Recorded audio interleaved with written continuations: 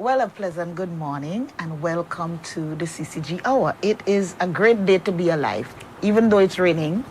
No, we're not on storm watch or hurricane watch or anything like that. It is raining and we are grateful for the rain. So please don't go vexing with God for sending the rain. All right? Just really be happy that we have in the rain. He knows what we need. All right? It's good to have you with us this morning. Thank you for viewing. Thank you for listening. I have two familiar faces with me this morning. So once you see them, you know they want your money. And we're supposed to give it because it's not them. We all need to do what we have to do. It's good to have you, Joel and Mr. Alex. Well, Alexis, what's your first name again? Lonnie. Yes. You see, it's so much easier for me to remember Alexis. Yeah. That's fine. Yeah, okay, good. So good to have you all. Thank you for coming. Thank you very much. Thank you for having us. Right. It's a pleasure to be back.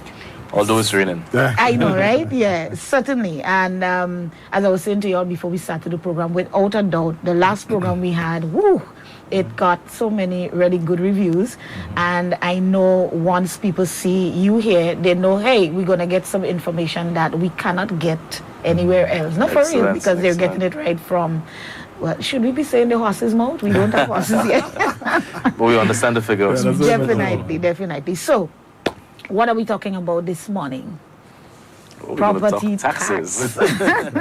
Yeah, definitely. But just before we go into the main meat of the matter though, last time you were here, the last thing, of course, we spoke about was filling out our income tax return and all of that. And that was really, as I said, it was really, really good. A lot of viewers and listeners would have reached out to us saying how much, it really helped them. It really was a good program.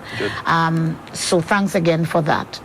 But as it relates to that, though, seeing that the time is gone, because I think that was in March we did that? Yeah. Seeing that the time is gone, is it that somebody who maybe they did not hear what we were saying, or they just did not do it? Is it that that's the end of it completely, they have to wait till next year? What happens with that, with persons who may have found themselves in that situation? What can be done? Well, just to answer the question, they still need to file, right? Right. It's an annual tax where you file annually. So even though for some reason you may have missed the deadline, it doesn't mean that you should not file.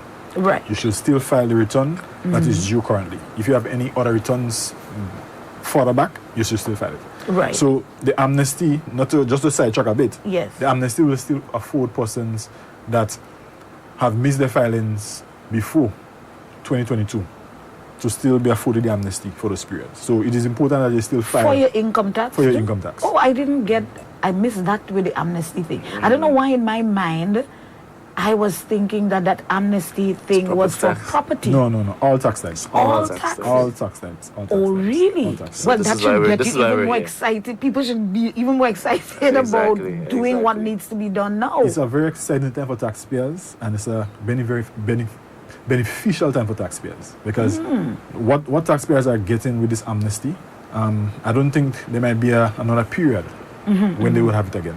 So they should take advantage of it now. Definitely. We have heard IMF said certain things that relates to amnesty and relates to what the government should and shouldn't be doing. So take that with a pinch of salt and take it that you should pay attention. Because when IMF is saying certain things to the government as relates to amnesty, you should pay attention to that and know that this opportunity now, you should take advantage of it and don't wait or expect another amnesty. Exactly. Yeah, exactly. But that is it, because amnesty is not a thing that will just roll around to say, everywhere and ever we will get it. It is not like that, is it? Exactly. How big we had one before? Yes, we did. How long ago was that, though?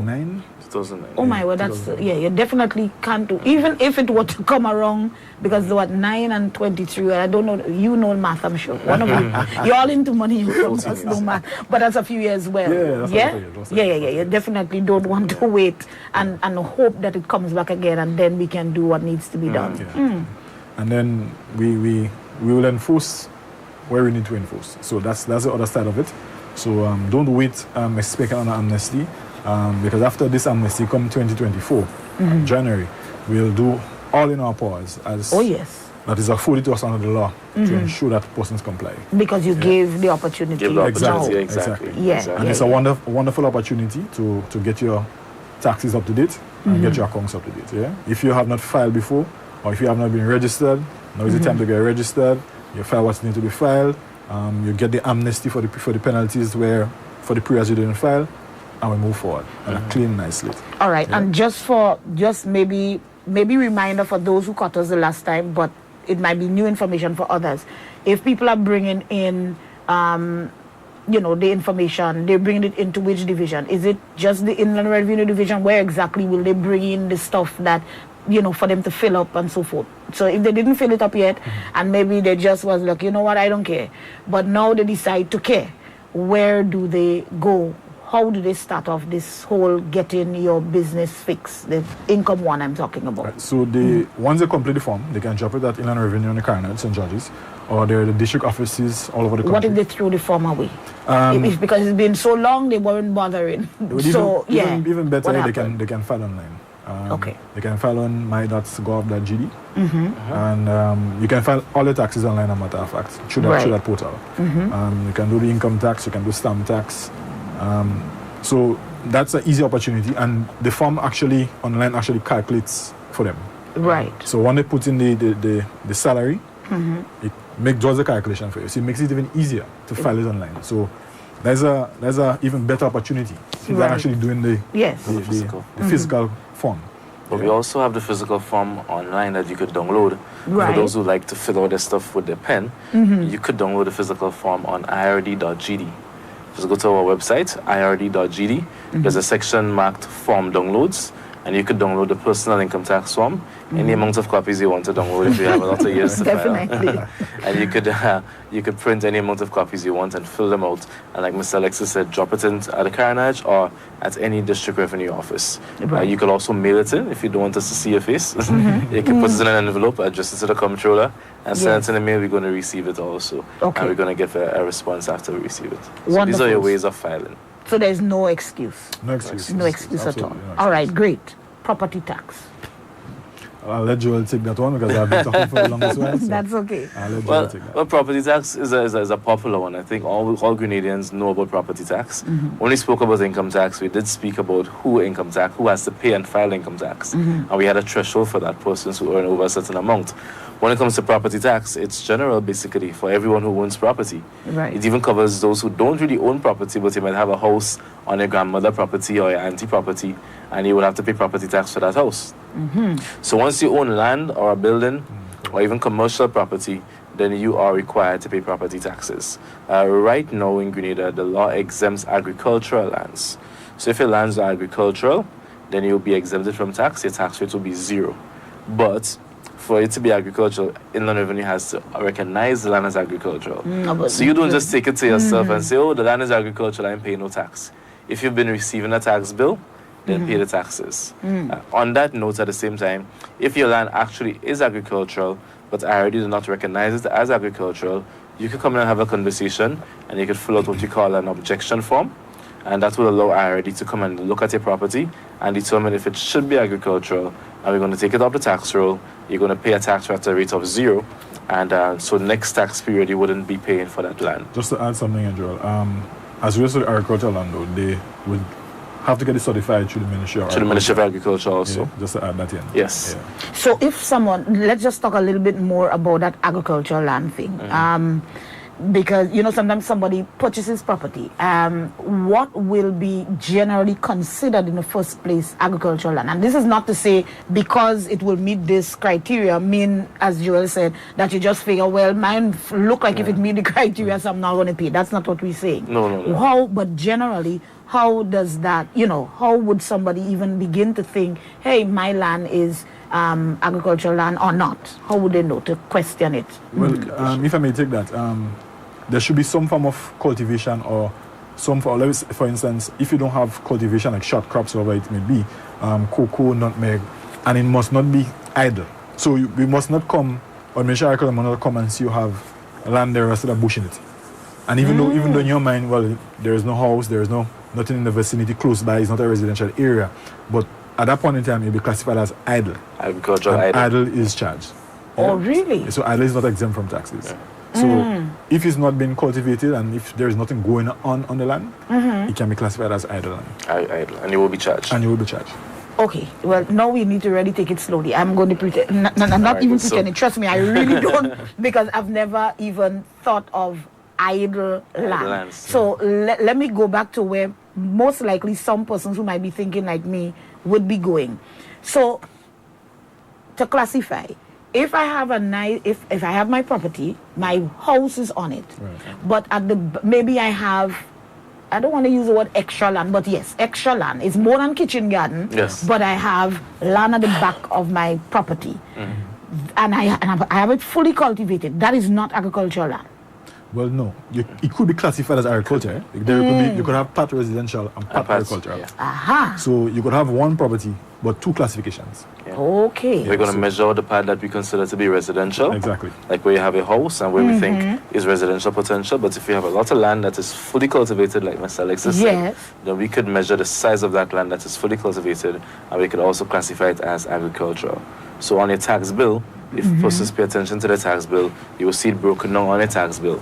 It will show you what you classify as residential, and it will show you what is agricultural, or if it's agricultural idle. So it is clearly seen on a tax bill. It's there. And then, so if someone would have purchased as residential, and then they began to cultivate it, is that where that objection thing might come in, or do they have to just stay with residential? No, that's where the objection comes in, and like Mr. Alexis said, Ministry of Agriculture has to recognize the property, and also that individual most likely will need to have a farmer's ID, so that they are doing agriculture, they're doing serious farming, and once the revenue then gets that information, then we could change the classification under enough evidence. So the next tax period, we will not treat your land as residential, because many times you might buy land, it might just be wasteland, but then during the year you cultivate you got it, you do serious something. about it. Yeah, you realize, and definitely. I think more and more persons now are getting serious about farming. People are trying to plan their own things now. I'm seeing agriculture making a return. So it's good for people to know about that and ensure that you let in on revenue. Don't just sit in your corner and say, oh, it's agricultural land, and you're not doing anything to it. Or you might be in a diaspora and you bought some farmlands in the mountain years ago. That was the next one I was going to ask. You haven't done anything to the land, and you think it's going to remain as agricultural land. So you're not paying no taxes. And when you come down, you might get a shocker if you have not been checking on your bills regularly. So it's important that you know these things. That's why we're happy to be here today to speak about these topics. Yeah. Because in my mind, to be honest, and I have a few, normally when one person thinks a certain way, the chances are very likely there are others who are thinking just like them. So the couple hundred acres that your parents left for you, you should check up on it. Well, there you go. You're reading my mind. I don't have a few hundred acres or any acres for that matter, but definitely that, because that is where I was going with it with the next question for real. You have the land because it's in a mountain or wherever, or it have a lot of cocoa and nutmeg on it. You're not really doing anything with it, but yes, there are nutmeg trees and cocoa tree and whatnot on it. So would that one be classified as idle as well? Yeah, if it's idle, if you're not doing anything, then the land is idle. Cocoa but who's taking care of it? Anyone's pruning the trees? Anyone's harvesting? Anyone's taking care of the undergrowth? Anyone's checking on the drainage system? Because, and there are times as well too, we do make mistakes in terms of classification. Right. So there are times, for some reason, your land would have been agricultural for years as far as you know, and you have constantly been taking care of your land.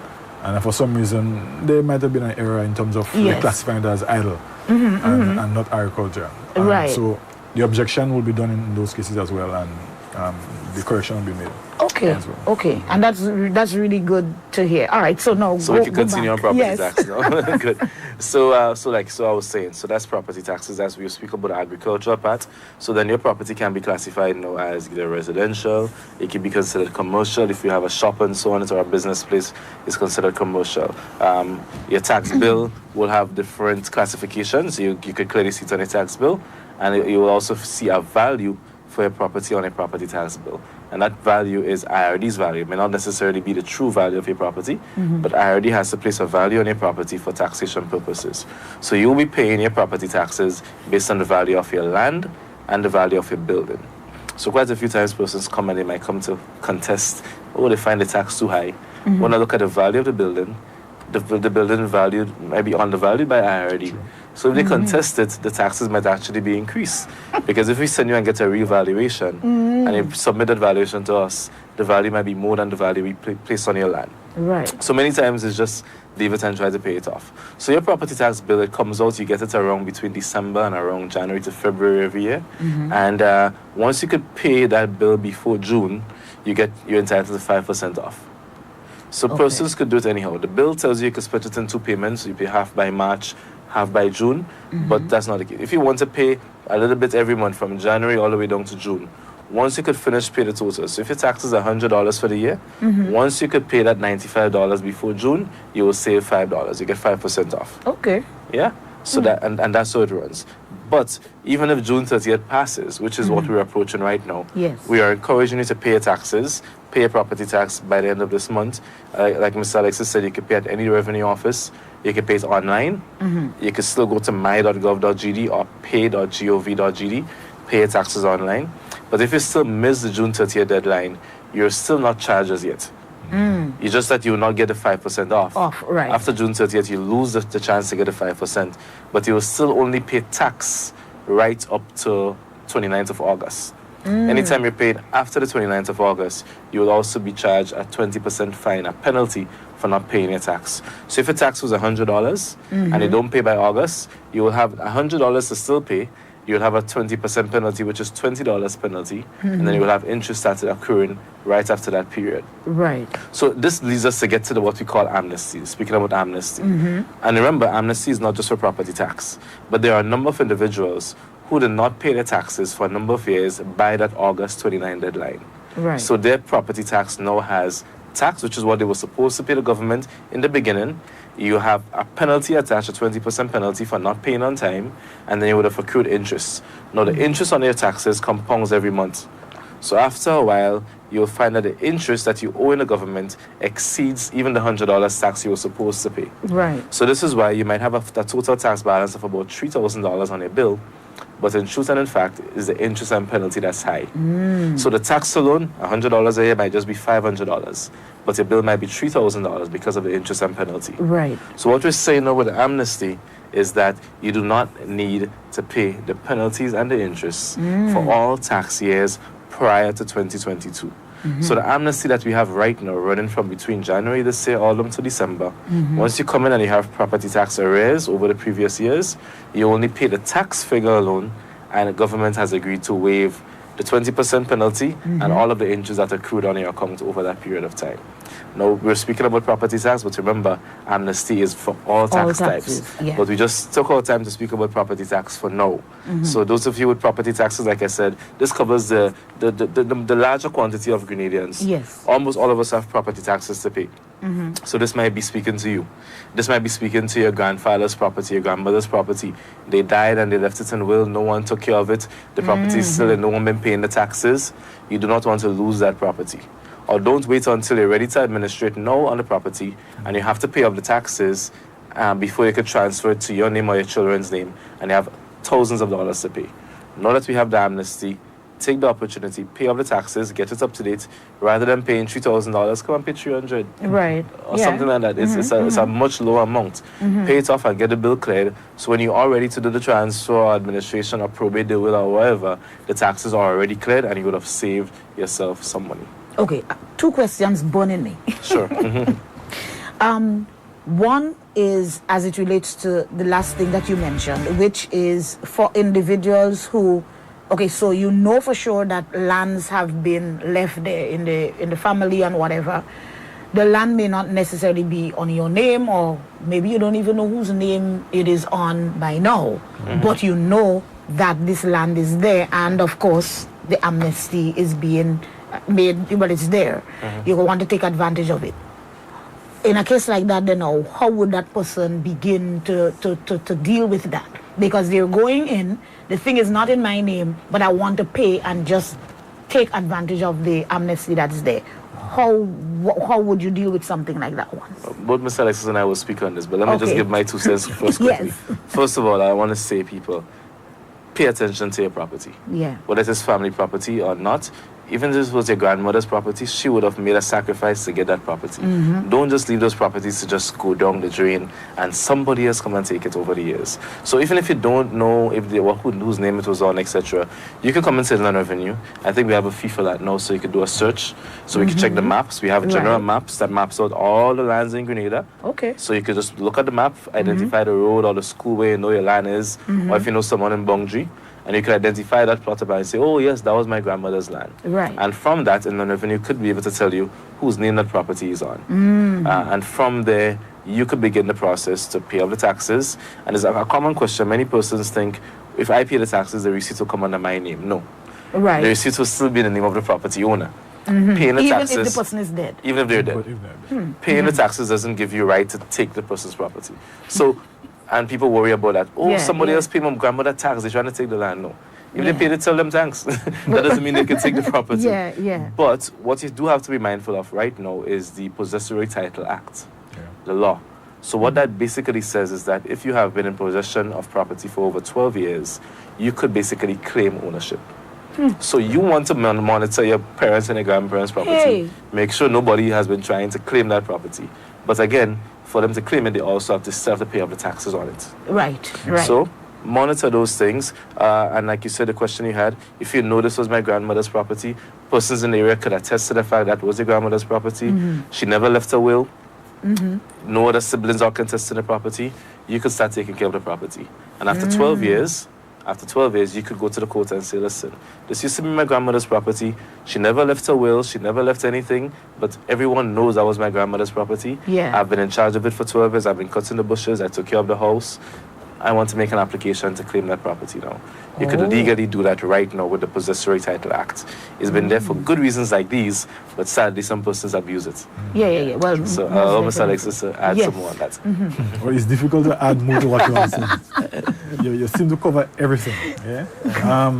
What I'll just add though, in the event that persons are certain that whose name the property is on. So I know for sure that the property is in my grandmother's name and my grandfather's name. There's no doubt about that. I know where it's located. I know everything about the property. And if I'm questioning now whether I should pay it because of other family members that may be involved, like they have brothers or siblings, and I'm wondering, should I pay it because next thing they get the property or they fight me for the property. At the end of the day, the tax has to be paid, either way. Even if you end up with it, you still have to find the money to pay it. So now is the most opportune time to do it. So don't wait for when in your mind you think that everything is settled and yes, the property will be mine. No. It's better you pay it now, at least you have your receipts. So in the event that the property, you do not get the property, you can say, well, you need to refund me this because here I did the payments and I have my receipt stating that clearly I made the payments. It's not in my name, but I have ownership of the receipts. So obviously... you must have been the one to... So you can make a claim in that direction. But if you leave it now, amnesty passes, and you're talking about $5,000, $6,000, and 90% of that is interest and penalty, then it's come like a loss. It is. Like a loss. So now is the time for all those kind of situations to take advantage of the amnesty, pay the taxes, and then you deal with the rest afterwards. Okay. All right. The other burning question. I think Alexis saw me smile when you mentioned it. Commercial. I think it's up to. Because I'm immediately thinking, if someone has, it's residential, of course, it's at least started off residential, you have your house there, and then you open the little shop downstairs. But it's coming to the same thing with the double classification. So just as how you have a double classification for... So you're paying tax on the downstairs? You're paying like a commercial and you're paying residential. So you become like they split it again. Just as you split residential and agricultural, they split commercial and residential. So part of your tax bill will be classified as commercial and part classified as residential. How much more expensive is commercial as opposed to residential? Well, obviously commercial has the higher rates. Yes, of course. It will be more expensive than the residential or the agricultural. Idle, sorry. But then so somebody cannot get away with this. Okay, so you see a lot of these little shops because maybe I should have tried to remove the twinkle in my eye, but I couldn't help it. Because you see these shops cropping up like trees all over the place. Yeah. Some of the land, well, I mean, I don't even know who owned the land, because some of it appears to me, I mean, I'm not in the department, but it appears to me like you're squatting there. Yeah. How do you deal with these kinds of situations then now? Because if the person registers, as you're encouraging everybody to register. Yeah. So register, because you are saying you have your little business. Some people go bold enough to put name. So now you have this little business. Yep. This little business is not even on your property. You don't know who. So that whole story there, how is that dealt with? It's an interesting one. And, sometimes things, when you have a net, little things pass through the net, yeah? So not all the times things get caught in the net. There are some little fish that pass through. There are situations where this kind of situation pass through. And then because we have different departments, yes, it's one IRD, but valuation does their valuations as well as a property. Right. So if you're talking registration for a shop, now Mr. Johnson and his team in charge of registration would register a shop. So a person that come to register a business, they would register the business. They wouldn't ask question whether the property belongs to them or the property does not belong to them. Okay. So they would register the business because that's the purpose, registration. Yes. The business went through the whole process of getting your name, your KIPO and all these things, your certificate, your everything. So legally the person is registered. Yes. Now, they need to do their part as really to come into IRD to get registered with IRD. So Mr. Johnson and his team will register them. Now they're in the system and they are ready to pay taxes as whenever the period reach to file. Now, from the other side, where it comes to the property itself and the ownership of the property, now that's a different kettle of fish. Oh, okay. Yeah, so it's two different things that we're talking about here. Now, valuation on valuation side, valuation will only have who is registered deed. So the title, the registered title is what valuation will have in the system as the owner of the property. Right. So if that person just come and squat, then it doesn't matter. Well, that. Not that it doesn't matter, but I understand what you're saying. It's nothing ready that can be done in that area there right now, because the person squatting, but they don't own it, and the person who owns it may very well be paying the taxes and not doing anything about the person who's squatting. That's correct. That's correct. So it is left up to the owner of the property to take action for this kind of offences. Okay. It's not something that valuation will come and take action for, or IRD will take action for. The owner of the property needs to take the action, and then you go to the relevant authorities to get it sorted out. Okay. All right. But just to add to that, two things I want to add to that is, yes, quite a few fishes might pass through the net, but if the owner informs IRD and they say, hey, this is my land, but I allow this person to build a building on my land, I don't own this building, then that person could get a separate tax bill, and they'll be paying for the building only. It happens many times. You might have a house, it might be on your grandmother's land, or your father give you a spot, yeah? So you don't own the land, you don't have a deed for the land, but you have a house on it. So IRD, once we have the knowledge, once our field appraisers would have gone out and they see a new house being built, and they will put it in the system, you could be paying just for your house alone or for your shop alone. It happens many times. In an ideal world, which I'm hoping that we're going to get back to that now that we have the physical planning unit now fully statutorized and everything. In an ideal world, before any building is constructed, you have to get approval from physical planning. Yeah. So then what's going to happen now, once a building is about to be constructed and physical planning approves it, they're going to pass that information to Inland Revenue. So before the building is done, or when it's done, Inland Revenue would know about that building. They will know who the owner is and everything. Right. So that information will be in our database. So I think we're going to get back to that ideal situation soon. Over the years that would have missed, and like Mr. Alexis said, a few fishes they pass through the net. Yeah. But I think valuation has a pretty good hold in terms of the properties in Grenada and the buildings. Because on a regular basis they will go to different areas and districts, and if they see a new building, they will figure it out and they will plot it and get the information. Okay, so as we're talking buildings there now too, if a building, so let's say there was an old building on the same property, now you've done or doing renovations. It doesn't matter whoever it is, but whoever is taking charge, whether it is that they actually have it on their name or however. But the point is, was an old, maybe like an old family house, and now somebody else is, they fix it up and whatnot. Will that would that change? What change is there? Is it that, because what I'm saying is that the person is accustomed, maybe they were accustomed paying the taxes and whatnot and doing what they were supposed to do exactly. So what will happen there now? The building will be revalued. So valuation will come in and they will do a revaluation. The person has to call you all to do that, or they will just... we are usually in the field. Valuation is usually in the field doing the updating of the lists and updating of buildings and all these things. So I think they were out earlier during the year, updating the valuation and updating buildings and all these things. So from time to time, valuation is out there. If for some reason the owner that did the refurbishing have not realized that, well, maybe valuation is taking a little while to come through. It is also the onus is on them as well to report to valuation and say, well, I have refurbished the dilapidated building, so I need to get my property revalued. And it is beneficial to them as well, even though you're paying taxes, but at the same time, you don't want to have a situation where valuation pick it up come maybe 2 years afterwards, and then valuation realize, well, based on information we received, that building has been there 2 years now, so now you have back taxes. Because you will tax based on it, right? So you don't and same thing with idle properties. Something is idle now that you, not just the agricultural thing now. So maybe the piece of land was there idle, the person may have been paying taxes on the land, but maybe they put up a building. Maybe it is that you give somebody maybe permission to put up a building or whatever. Same thing will apply where you reevaluate the whole property. It's going to be reevaluated. And there are benefits to you doing that also, because not many persons know this. I think we did a program some time back, and we were speaking about the uses of the property tax notice, the demand notice that you get. It's actually a legal document that we have to send out every year. And many persons don't know some of the things. And one thing that persons could use it for that they do not know is for bail. Like if you have to bail someone from the courthouse or something, you could actually use your property demand notice. You don't always have to put up cash. It's a legal document. So how does that affect you?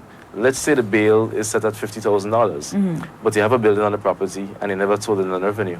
So you only have a valuation there for your land, and the land might be valued at $30,000. So that means the most you could bail is $30,000. Right. But if the property tax bill was accurate, you had a building up to date and everything was normal, then that demand notice will have enough value to cover that bail. So it's good to have your stuff up to date and in order. I realize now even the banks and so on, they are requesting to see a property tax notice. If you have to refinance your loan or you're trying to take a mortgage on your property, to take something else, they want to see the value that Inland Revenue placed on it. They may still ask you for a proper valuation, but they want to make sure that your taxes are up to date and everything. Because right now, in order for you to refinance any loan, your taxes must be up to date. If you want to sell property, you want to give a piece of property to your son or your daughter, your taxes have to be paid. So like Mr. Alexis said, don't wait until they get to the point where you want to do something and then the taxes are really out of control. They say, oh boy, I should have taken advantage of the amnesty. Do so now. Definitely. And that's a very important point Mr. Johnson is making as relates to what the banks are doing now. Because for every situation, not just in the property tax, even for a business, the banks are making sure that you're up to date and you're paying taxes and you're tax compliant. So they will normally request of the person to get a tax compliance certificate from IRD. The ministries are doing it, GIDC is doing it. So if you have an employee that needs to get maybe a job letter or so, you need a tax compliance certificate. So it's beneficial in all directions to ensure that you're up to date and you're compliant with taxes that are being ministered by IRD. And don't just leave it for when the situation arises and you need to get something done and you come with your head and you come all sweaty and you're stressed out. Worried and one thing's on one time. No. Because you'll be meeting a long line and you will have to wait. So your situation might be time sensitive, but you're coming in a short space of time for we to make magic for you. So the important thing is to get your taxes up to date now, take advantage of the amnesty, do what you need to do, get registered, file what you need to file, and pay what you need to pay. So in the event of you have a situation and you need something from IRD, like we say a tax compliance certificate, we can easily just come there and just issue the tax compliance certificate. Because the information you can just send an email to us and request the same day. Tax compliance certificate and you'll get it back the same day. You don't have to come to the office. You send an email, you request it, and we send back the letter to you through the email. Yeah, once you have, it's free of cost. Free of cost. Free of cost. But at the same time, boy, I've seen some situations that really could have been avoided, as Mr. Alexis said. And many times, persons, they will bring in goods in customs on the port. Bringing an entire container of goods. And you know, if you don't clear it in time, you're going to get charged a lot. And then after the goods are already here, then they come to the revenue for a compliance certificate, only to be told that you're not compliant. You haven't filed for a number of years, you haven't paid. And then that process takes time because you have to go back to the accountant, push the accountant to file on time, bring it into IRD, get it assessed, pay their dues, and then they could get a compliance to clear their goods. By that time, probably 10 days pass already. You have some charges to pay customs. So you start to pay Inland Revenue's late charges for filing, and then they start to pay customs. And only that, added to that, insult to injury, maybe the type of goods you have on the port. Oh my God. That is, wow. So now you might have double losses. You lose in terms of rent you pay on the port, and then when you finally get the container cleared, you can't even use it. Oh my word. So it's important to when you put it that way. So again, this time we could make the appeal now to businesses out there. We have an amnesty going on right now. Businesses, business persons, business owners. Even right now, we have that special thing for the creative sectors to bring in the cameras and so on. If your business is not registered, you're not compliant, you will not be able to bring it in. Yes, you're getting concessions, but if you're not registered, who gets in the concession? We're not going to give you concessions. Yeah. So ensure that your business is registered. Make sure that you file up to date because you need to get your tax clearance. Many persons are not trying to get compliance to get their vehicles for their businesses and so on. Ensure you're compliant. Now is the time. If you owe anything you haven't filed, come into Inland Revenue and pay. You only have to pay taxes. You're getting the penalty and interest off. Make sure your business is compliant. Last year, the Prime Minister spoke about exit certificate and so on, Lonnie. Just not for any one of us to travel. You also need a compliance certificate. So those of you who haven't filed your income taxes for a number of years or whatever, come in and do so and become compliant. And just to avoid any challenges. Don't wait on the last minute. We can't have a tendency in Grenada to like to wait on the last minute. I mean, we're here promoting the property tax deadline June 30th, and the office might be quiet for a few days. And I tell you, I know for sure on June 30th is what day is it actually? I think Friday. I think maybe it's next Friday. Next Friday. Maybe. I know all the offices will be busy. It will be crazy. I don't know why, but it happens every month. The VAT deadline is the 20th of the month, every month.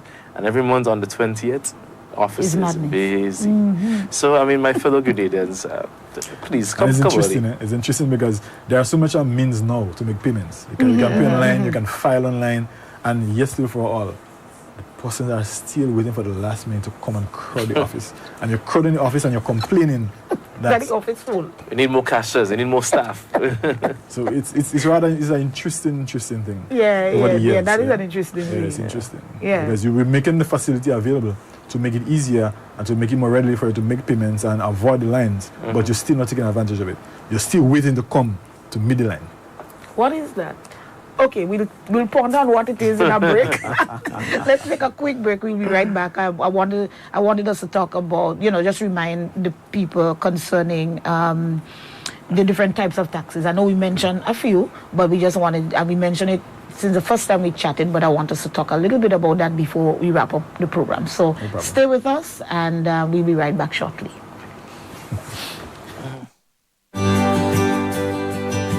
Strength like no other. Strength like no other. Reaches to me. You are my hope. Hope like no other. Hope like no other.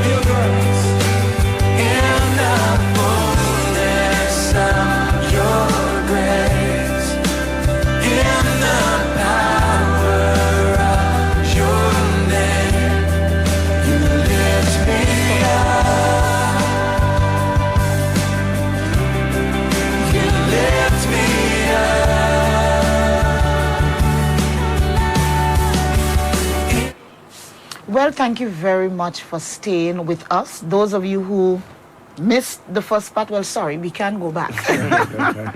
However, you can catch us on Facebook or on YouTube. My goodness, you have so many ways to catch the program. And definitely you do want to go back to listen and to remind yourself of what we would have chatted about this morning. This morning I'm here with Mr. Alexis and with Mr. Johnson, Joel Johnson from the Inland Revenue Division. We were talking property taxes, but what I want us to do just for the last few minutes that we have is to just remind us of the various taxes. And of course we spoke a lot about amnesty, and I'm just reminding us and making the same appeal that they have been making. Please take advantage of amnesty. All right, so types of taxes, just to remind the folks, we spoke about income the last time, property now. So we have the property tax as we discussed earlier on. We have the income tax, we have annual stamp tax, we have corporation tax, we have withholding taxes, we have PAYE, pay as you earn, we have VAT, which is the big one. What we have again? Well, then there's the licenses, really taxable licenses, so the licenses are there. Various licenses, a lot to mention. What do we have again? I think I have it there, Joe? I think that's it. I think you have it. Right. Yeah. Just to give an overview of the different taxes. Yes, please. So we all know what the property tax is. The income tax, we know. We have income tax for persons owning over 3,000 and then over 6,000 or 5,000 on the other side. Also businesses as well, sole traders will pay income tax. Then you have the corporation income tax. It's based on your profit. So generally businesses, companies pay the profit, because some person call it profit tax, because that's what you're paying. You're paying the profit. Yeah. So now you pay 20% on your profit. So after you do your financials, you see you have $10,000 in profit, you pay the 28% on that $10,000, right? And that is an annual tax, and it's based on your fiscal period as well. It doesn't always run January to December. It's based on your fiscal period. So your fiscal period may be outside of the calendar year, right? So persons will have to be aware of what the fiscal period is. If you're not aware, we can always let you know. Call the IRD and we'll let you know what your fiscal period is. But person should be aware. Am I allowed to go right ahead and ask questions in between? I see you have a question already. Yes, I have that. I don't, because it's a long list of taxes. I'm just wondering, how do you prove that someone, when I say someone, I'm talking about the corporation tax, or the profit, that this person has not made the profit that they might say, oh, we did not make any profits. Because I mean, definitely this is not the forum to say anything, but I do know without a doubt that you would hear that kind of mindset manifesting very loudly. We are going to avoid taxes, so let's spend as much as we can so that we don't have to be taxed. I want to deal with that.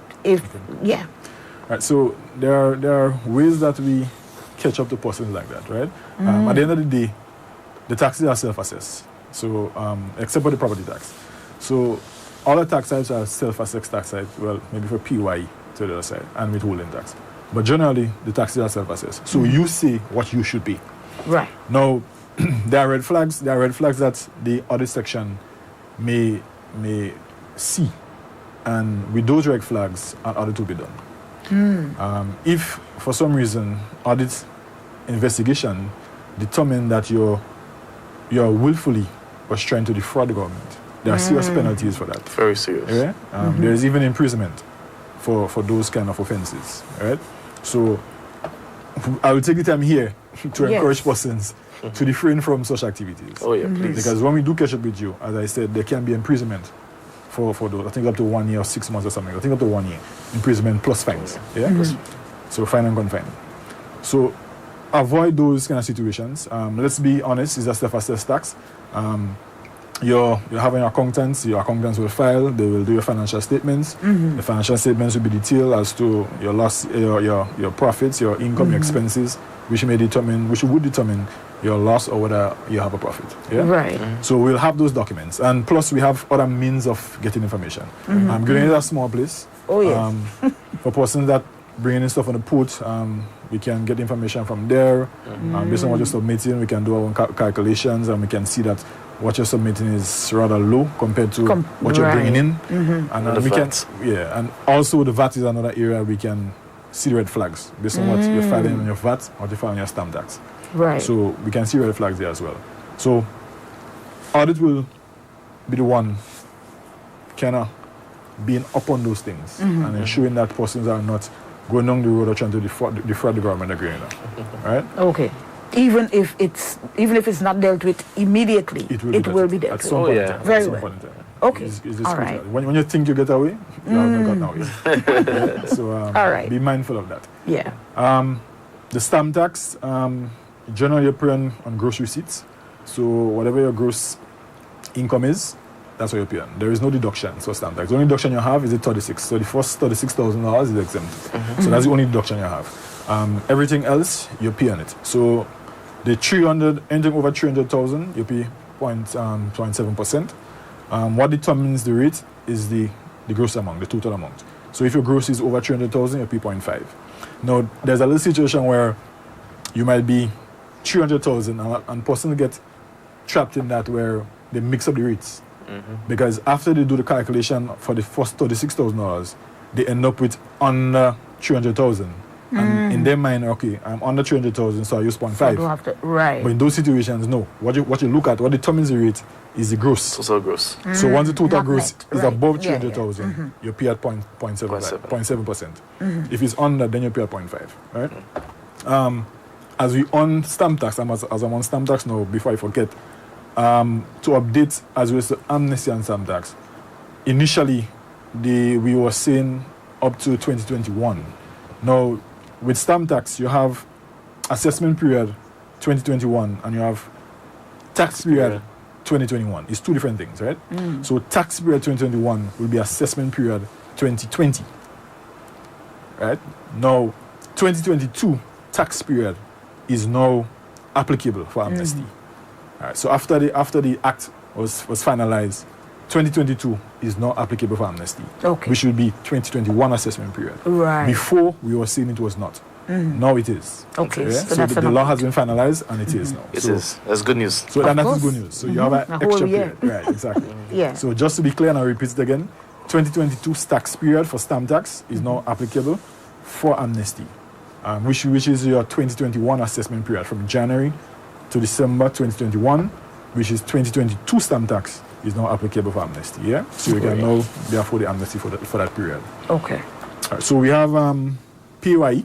I think we discussed PAYE at length, Yes. but I'll still just give an overview of it. PAYE is as pay as you earn, is basically what your employer would pay on the employer's behalf. So the employer is the one that does pay as you earn. So when you are over $3,000, your employer would deduct and pay to IRD. And once that is done, at the end of the year, you do your income tax and then you file it. So there should be a reconciliation based on what was paid for you and what you filed. Right. At the end of the period, it should zero off. Yeah? Once everything was paid as it's supposed to be paid.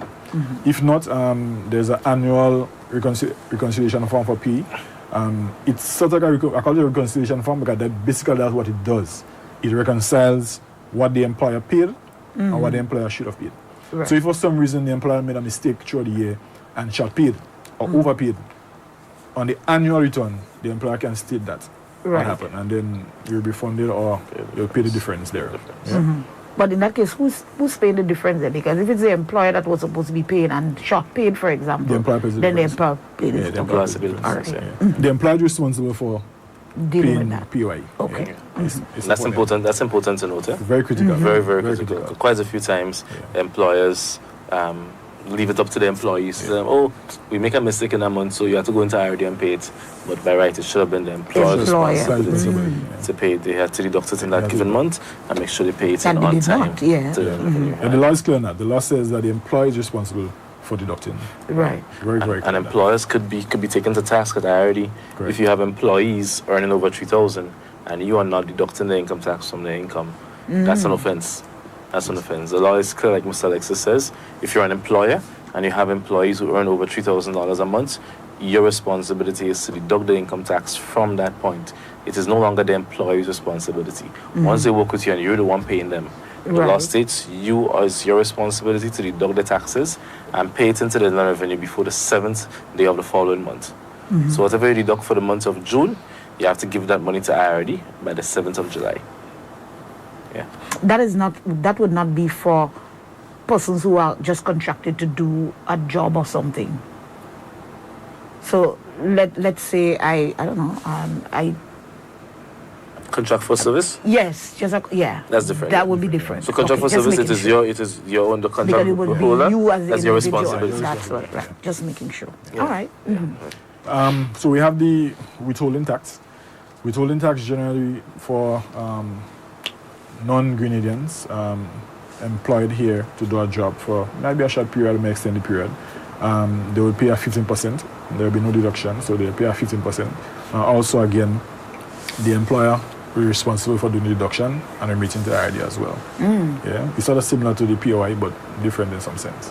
It's for non-Grenadians, It's for non-Grenadians. non-nationals. So once you're non-nationals. does that, and also what about persons who would have come in on the like CSME and that kind of thing? It doesn't matter. Once you are Once you- not yeah, Grenadian, yeah, you once you- will have to pay or Well, it's kind of, you have to break it down a little bit. So persons who come in under CSME, the law has another arm for them. So if you could be considered a tax resident and pay tax like a Grenadian if you're here for more than 180 something days, 186 consecutive days, you're considered a tax resident of Grenada. So you'll pay the regular rate. okay. But if you're just here for a short period, like a 1 month or 2 months, and a company A brings you in from the US to just do to the do special whatever job, and has to go. then when yeah. that company is paying you, they have to deduct 15% of your income and pay it into the government. Everybody know these things.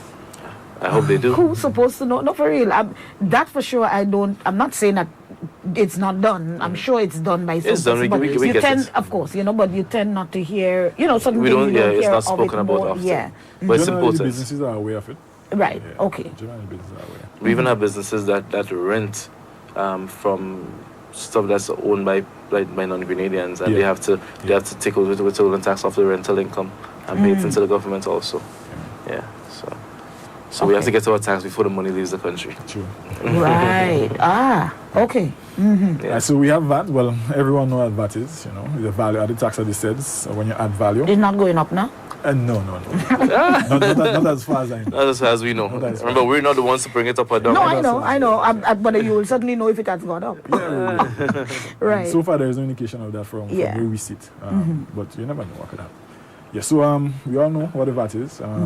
We all pay VAT from time to time. The final consumer is the one that pays the VAT at the end of the day. So the actual business doesn't actually pay the VAT unless they buy something. Unless they're consumers themselves. That when they Yeah. become a consumer themselves. Yes. right? Yes. So, and then what happens is that when they file their VAT returns, they have the income and they have the output. So the income, the input tax and the output tax. So the input is from their side is what they as the consumer, and the input is what they bring, right? So the input tax from their side, based on what they paid, then they can deduct from what the output tax is. Right. Exactly. Yeah. So the output tax is what they collect, and the input tax is what they would have spent So for they themselves as a collected. consumer. So VAT. So business just is collecting Yes, VAT we on basically behalf of the on our government. behalf. Yeah. On behalf of the government. Same thing with the PEP as you own. You're Yeah. collecting on behalf of the government. So that's one of the reasons why we are so strict when it comes to VAT. Because the money is not the business money. They're Exactly. collecting the money on behalf of the government. So there is no reason why a business person should not have money to pay the VAT. Because Exactly, because it's not your It's not money. your money. Your money Exactly. not getting involved at Exactly. all. So once the item is sold, and we it has normally VAT on it. encourage, sorry to cut you, but we normally encourage persons to have a separate account. Business person have a separate account for the VAT money.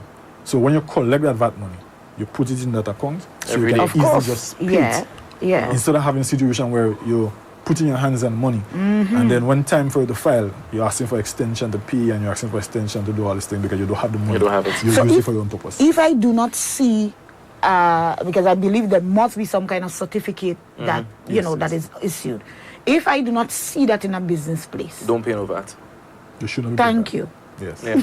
No, because And you I'm can tell them thinking- straight up. You can say, I'm not paying you no Not paying VAT VAT. because I'm not seeing a VAT certificate. Yeah. You can demand that. Yeah. If you pay it, demand a refund. And pay attention to your receipt as well, because if you see the receipt saying that you had been charged VAT, and then you look around and you can't see a certificate, then you need regardless of the business. Regardless of the business. Regardless. Because I am convinced that there are individuals, businesses that are collecting VAT. And of course, you're not thinking about that as a consumer. You're just thinking, well, you know, we're supposed to be paying VAT, so you don't We see even it all the question. time. We see it all the time. It happens to us all the time. And some persons is out of negligence. And some businesses really they don't know. They just think because I'm a business person, I could charge VAT. Some persons really don't know. Right. I'm still going to give them the benefit because we've come across persons that was charging VAT for months and they were not registered. Of course, they had to come and pay the money still. Of course. That's not their money. But it's an offense. They could have been charged. I mean, yes, I already could charge them, but we don't always go down that route all the time with all the Grenadians. We try to... If it is that you be very prove that they already merciful. did not know. Yeah. But we have instances that they do pay it in. The only time you pay VAT and you not see like a certificate and so on is, for example, tickets for shows and so on. Right. Yeah, you buy a ticket for a carnival event, an occasional thing. They will pay their VAT, but they will not have VAT certificates. Right. So those things are understandable. So you're making payments to a regular store that you buy your stuff in and they're charging you VAT. You need to see the certificate every time you pay. A professional, you're doing some professional service, someone is doing whether it's your evaluation or your surveying or your legal fees or whatever, and they're charging you VAT, you need to see the certificate, make sure they're VAT registered. Because, I guess Mr. Alexis would have commented, for companies to be VAT registered, their gross revenue has to be over $300,000.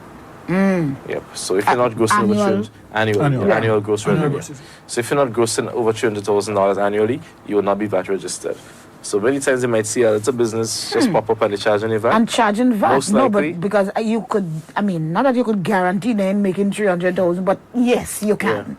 More or less. More or less, yeah. So then how do you, okay, because I believe you would hear some people saying, well, I'm paying VAT. So let's say it's a small business who's purchasing from whomever to go and do their thing. And they would say, well, I pay in VAT. When I purchase the item from whoever, let's say is the wholesaler, I'm purchasing from them. So now I have to charge you VAT on my thing. But if You have that mindset. Though. Yeah, you have the mindset. If they're not registered, they can't. Once you're not registered, you should not charge VAT. You might have to include the VAT within your costs or something, but you cannot tell the customers you're charging them VAT. You're charging VAT separate, right. So you add it to your markup, but you cannot maybe, actually see you're charging VAT. And give me a receipt saying that this is what the VAT mark, It's illegal. So you have to be very careful with that. And I always tell consumers, like you said with the certificate thing, don't be paying VAT places where you don't see a VAT certificate stuck up. Right. And also, as a good citizen, you should report it to Inland Revenue. If you encounter a business that is charging you VAT and they don't have a certificate up, you don't think they're VAT registered, report it to us. We're going to send officers to check it out, and that business could be charged. Because we don't want persons to be treating our Grenadians unfairly. I agree. And also, just to add though, as well as the VAT, if you are making the threshold and you know you're making a threshold and you're not registering with VAT, it's also an offense. So you should be compliant and voluntarily register to pay VAT if you know that you are above the threshold. And don't wait for it to investigate or get information and realize that you're above the threshold. You should register for that as well. Okay, well, you wouldn't. I believe you'll believe when I say it that we are out of time. Oh, that was quick. It definitely was. Okay. Well, I know for sure that there would be other things coming up again in the year. I am hoping that once I call, it was so easy to find you all. You see, when you turn family, that is what happens. Well, it's generally easy to find us, Well, true. In terms, it's easy to find you all, but not always easy to get you when I want you to come. But that was in the past. But I'm really, really happy that that you were able to come again today. Final words to our viewers as it relates to property taxes, and then we will close off for today. So we remind persons that your 5% deadline for property tax is end of the month, June 30th. So take advantage of it. Don't wait for the last day to come in and crowd the office. Do it today. Do it next week, early. At latest, you also have means to pay online. Instead of coming in office. Go online. You can pay at pay.gov.gd. Very simple, easy. You don't have to register. You don't have to do anything. You just go to the site. 1 to 3 processes, you take you to the steps, and you can easily make a payment there. Once you have your tax number, it is very easy. Right. So you put in your tax number, you put in your last name, it brings out the rest of the information for you, You say what you want to pay, the amount you want to pay, and that's it. And you're done. You can sit on your bed and do it. You can sit down in the washroom. You can sit down anywhere in the house and do it. So it's not a complicated thing. So instead of avoid coming to the office and go online and pay online. I will encourage you to pay online. Oh, yeah. Because it's safe. It is safe. Some persons are concerned about paying online, but it is quite safe. And we know that these days everything is online. Yep. You go on, you shop online, you do everything online. Why not pay your taxes online? Of course. And we made it easy for you to do that instead of coming to the office where you meet long lines all outside by the fishing boats. I think you want to avoid that. Yes. So just pay online at pay.gov.gd and makes everything simple for you. Yeah. Take advantage of the amnesty. Very, very important. I'm going to hammer it again. The time is drawing near. The time is running very fast. We are in June and almost to the end of June. Yep. We're going to start July come next week. So let us be mindful of the time that is soon approaching. End of December will be 31st of December will be your last for amnesty, and we may never see amnesty again. So take advantage of it now. Yeah, I'll leave you with those words. Thank Awesome. I just want to agree with everything Mr. Alexis said. Take advantage of the amnesty, and don't forget the property tax deadline, June 30th, a few days away. Ensure that you meet that deadline and pay online.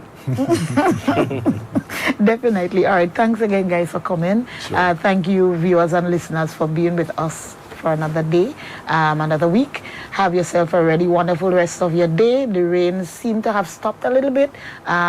Be careful when you're going out, and have yourself a wonderful weekend as well. God bless you, and goodbye. Strength like no other. Strength like no other. Reaches to